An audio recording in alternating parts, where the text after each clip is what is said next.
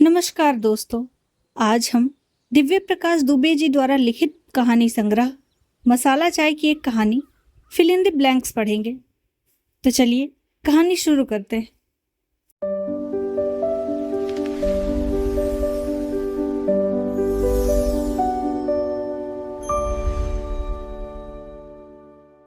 यशवी किस शहर में कौन से मोहल्ले में रहती है, ये जान लेने से इस कहानी से कोई फर्क नहीं पड़ेगा।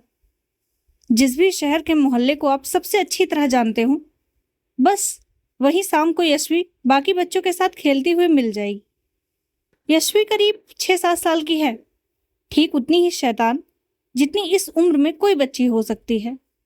पढ़ने में एकदम तेज, खेलने में उससे भी ज्यादा तेज।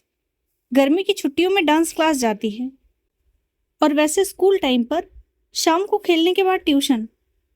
उसको अपनी किताब की सारी पोयम याद है। उसकी क्लास में जहां तक किसी बच्चे को जोड़ना घटाना आ सकता है, उतना उसको भी आता है। यशवी के बेस्ट फ्रेंड का नाम मयंक है। वो क्लास में उसी के साथ बैठती है और अपना टिफिन भी केवल मयंक के साथ ही शेयर करती है। अपनी क्लास वाली नोटबुक भी वो केवल मयंक को ही घर ले जाने देती है, क्योंकि टीवी के सीरियल्स में उसने देखा है बेस्ट फ्रेंड्स आगे चलकर शादी कर लेते हैं। शादी उसको इसलिए पसंद है क्योंकि शादी में सब लोग आते हैं और सब लोग सुंदर सुंदर सजते हैं और खूब सारी फोटो खींचती है। ऐसे ही मजाक मजाक में उसने एक बार अपनी मम्मी से और नानी से कहा था, अगले संडे आप लोग मेरी शादी में जरूर आना। और नानी भी मजाक में पूछती हैं, शादी के बाद मयंक के घर चली जाओगी? तो यशवी बोली, मैं क्यों जाऊंगी, मम्मी भी तो शादी के बाद आपके साथ रहती हैं। मैं भी शादी के बाद मम्मी के पास रहूंगी। उसके इस जवाब से नानी झेप जाती हैं और उसको जाओ पढ़ो बोलकर बात काट देती हैं। यशवी की मम्मी कावेरी एक बैंक में नौकरी करती हैं। शादी के बाद करने लगी, पहले नहीं करती थी। यशवी को जब से कुछ भी याद है तब से उसने अपने पापा को नहीं देखा है। यशवी के पापा जिंदा हैं या नहीं उससे कोई फर्क नहीं पड़ता। बस सच ये है कि वो यशवी के लिए नहीं है, ना ही कावेरी के लिए है।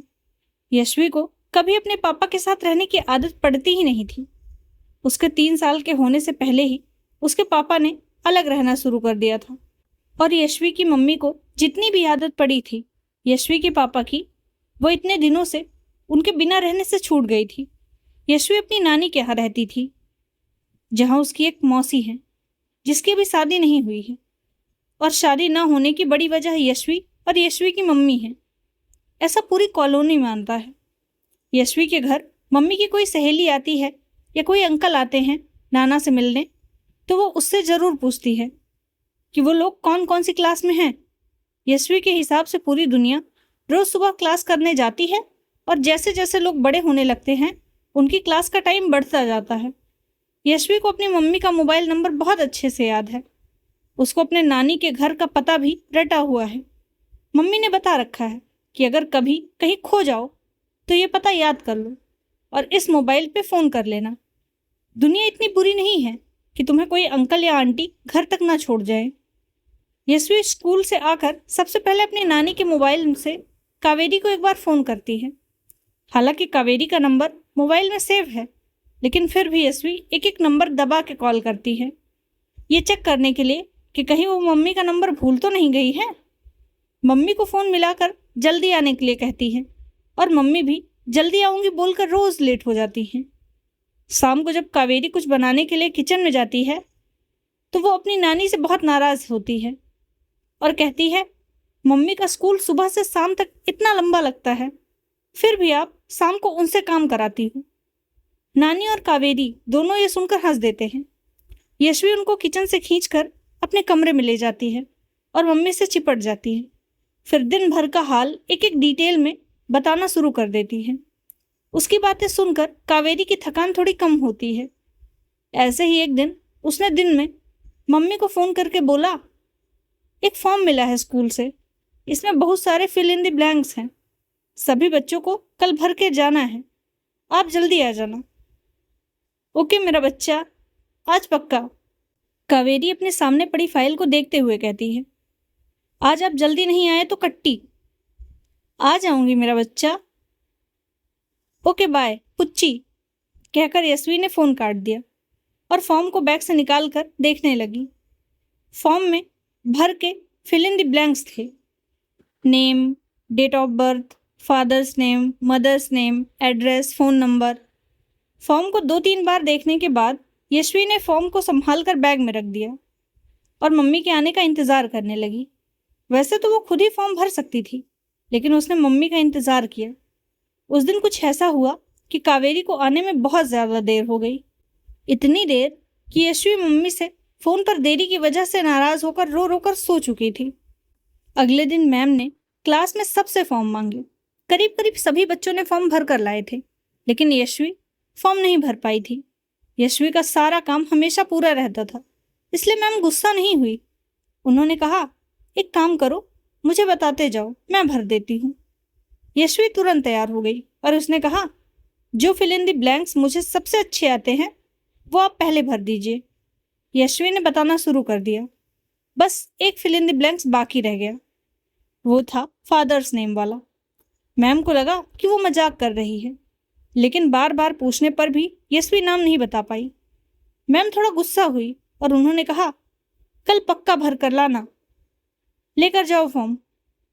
पता है ना, जो भी फॉर्म पूरा भर कर नहीं लाएंगे वो आगरा टूर पर नहीं जाएंगे। यशवी का टूर पर पूरी क्लास के साथ आगरा जाने का बहुत मन था। बस स्कूल से आते ही उसने मम्मी को फ़ोन लगाया और मम्मी के हेलो बोलते ही वो रोने लगी। बच्चों को कई बार जी भर रो लेने देना चाहिए। हर बार चींटी मर गई वाला झूठ बोलने से दुनिया के किसी हिस्से में एक सच चुपचाप मर जाता है। कावेरी उस दिन जल्दी घर आ गई और आते ही यशवी को कल के लिए बार बार सॉरी कहा, लेकिन यशवी कहाँ मानने वाली थी।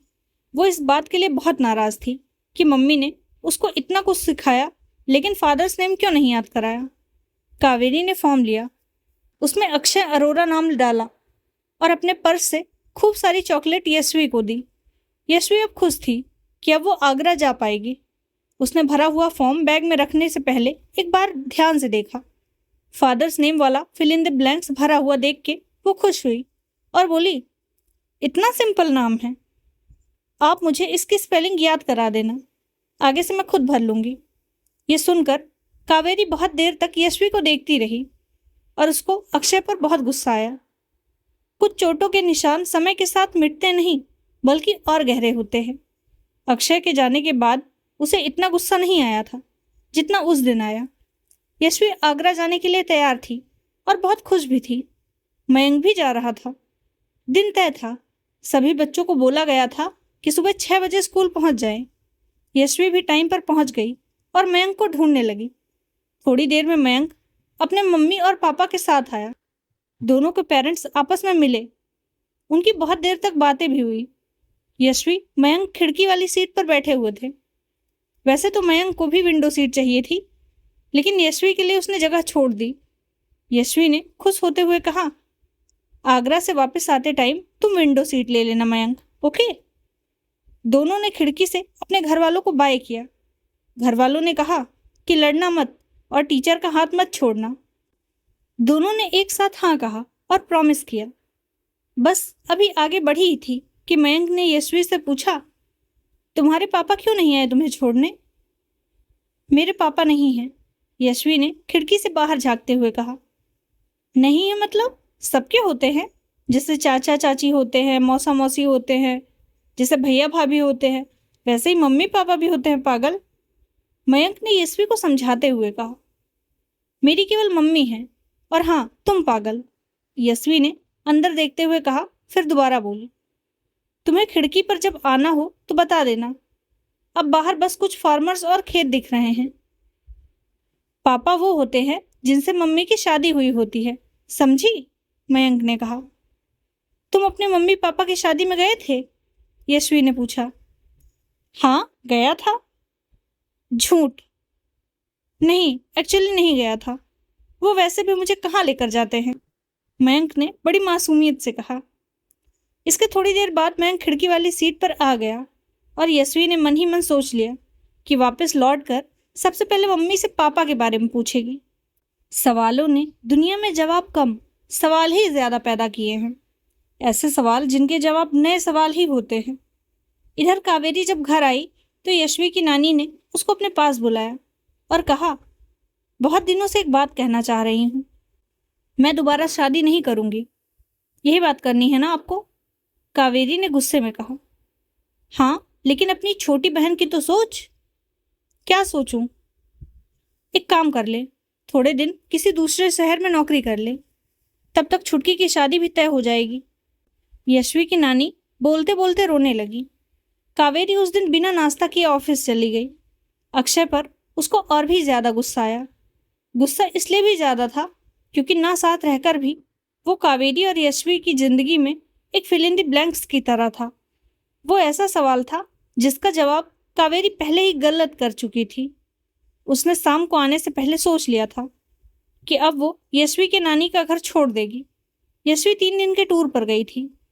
उस दिन शाम को कावेरी को घर बिल्कुल सूना सूना लग रहा था, ऐसा जैसे कि एक अकेले यशवी ही अपने आप में पूरा परिवार थी। अगले दिन सुबह उठते ही कावेरी ने अपनी मम्मी को बता दिया कि उसने ऑफिस में ट्रांसफर की बात कर ली है। यशवी के स्कूल का सेशन मार्च में खत्म हो रहा है, वो अप्रैल तक चली जाएगी। यशवी की नानी थोड़ा रोई, लेकिन छुटकी की शादी के ख्याल से उनको मजबूर बना लिया। पता नहीं, अगर कभी कोई हिसाब लगाता कि समाज ने कितने घरों को जोड़ा और कितनों को तोड़ा है, तो शायद ही समाज दुनिया की किसी भी कॉलोनी में मुंह दिखाने लायक बचता। कॉलोनियां इतनी बड़ी होकर भी किसी यशवी, किसी कावेरी को इतनी जगह नहीं दे पाती जहां वो बिना किसी सवाल के साथ रह पाए। ये कब शुरू हुआ पता नहीं, लेकिन अब सही में बड़ी छोटी कॉलोनियां बनाती हैं। कॉलोनी एक बार को बड़ा बना भी ले तो भी हम समाज का साइज छोटा ही पसंद करते हैं। इन सब के बीच समाज भी चुपचाप पड़ा रहता है, बस त्योहारों पर अलग अलग कॉलोनियों से निकलकर सड़क पर उस समय के आइटम सॉन्ग्स पर नाच कर दिखा देता है कि उसका साइज कितना बड़ा है और लोग उसके लिए कितना पागल है। ऐसे कभी कभी सड़क पर निकलने से समाज और उसमें रहने वाले लोगों दोनों को बड़ा सुकून मिलता है। 3 दिन बाद यशवी आ गई और आते ही उसने मम्मी को जोर से गले लगाया, गाल पर 3-4 पुच्ची दी और उसके बाद आगरा टूर की एक एक चीज कावेरी को डिटेल में बताने लगी। नानी ने बीच में कुछ पूछा भी तो वो बड़े ही कॉन्फिडेंस से बोली, आपको क्या पता, आप कभी आगरा गए भी हो? इस पर सब लोग हंस दिए। छुटकी बहुत हंसी, नानी छुटकी से कम हंसी और कावेरी सबसे कम। यशवी आगे बोली, मयंक ने प्रॉमिस किया है कि वो मेरे लिए ताजमहल बनवाएगा। शाहजहां मुमताज का बेस्ट फ्रेंड था, आपको पता है? इस बार कमरे में सब लोग बराबर हंसे। यशवी ने नानी और छुटकी के जाने के बाद अपनी मम्मी से पूछा, मम्मी, मेरे पापा कहाँ हैं, जैसे मयंक के हैं? कावेरी इस सवाल से थोड़ा चौंकी, लेकिन ये सवाल आज नहीं तो कल आना ही था। उसने यशवी को अपने पास बुलाकर उसकी पुच्छी लेते हुए कहा, पापा नहीं हैं, वो कहीं और रहते हैं। कहाँ? बहुत दूर। कावेरी ने छत की तरफ देखते हुए कहा। कितना दूर? आगरा से भी दूर? यशवी ने छत में पापा को ढूंढते हुए पूछा। हाँ, आगरा से भी दूर। तो वो कब आएंगे? नेक्स्ट पेरेंट टीचर्स मीटिंग में आप उनको बोलना आने के लिए। तुमको चाहिए पापा? हाँ, और क्या, सबके होते हैं। एक बात बताओ, आपने शादी की थी? हाँ। किससे? तुम्हारे पापा से। फिर वो अब कहाँ हैं और आप मुझे लेकर क्यों नहीं गई उनकी शादी में? मयंक के मम्मी पापा भी उसको अपनी शादी में लेकर नहीं गए थे। यशवी ने बिल्कुल मयंक वाली मासूमियत के साथ पूछा। कावेरी को कुछ समझ नहीं आया कि वो क्या जवाब दे। अक्सर जब कावेरी कुछ समझ नहीं पाती थी तो एक आंसू की लकीर बिना कुछ कहे बाहर निकल जाती थी। यशवी अभी बस इतना जानती थी कि चोट लगने पर रोते हैं। वो तुरंत बोली, इतने बड़े बच्चे नहीं रोते मम्मी।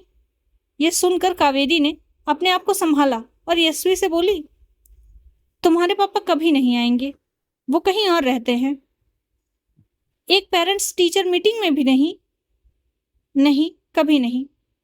कोई बात नहीं, आप मुझे उनके नाम की स्पेलिंग याद करा देना सही से, बस फॉर्म में ही उनकी जरूरत पड़ती है। यशवी ने टीवी का रिमोट उठाते हुए कहा। तुम्हारी मम्मी तुम्हारे पापा है ना? कावेरी ने अपने आप को पूरी तरह संभालते हुए कहा। ये तो और भी अच्छा है। आपके नाम की स्पेलिंग तो मुझे पहले से ही याद है, एक्स्ट्रा याद नहीं करनी पड़ेगी। यशवी ऐसे ही रोज नए सवालों के साथ बड़ी होने लगी और दुनिया वही सवाल सुन सुनकर बूढ़ी होने लगी। समाज कॉलोनियों के अंदर घरों में चटपटी खबरें खाकर मोटा होता रहा। आखिरकार यशवी का सेशन खत्म हुआ।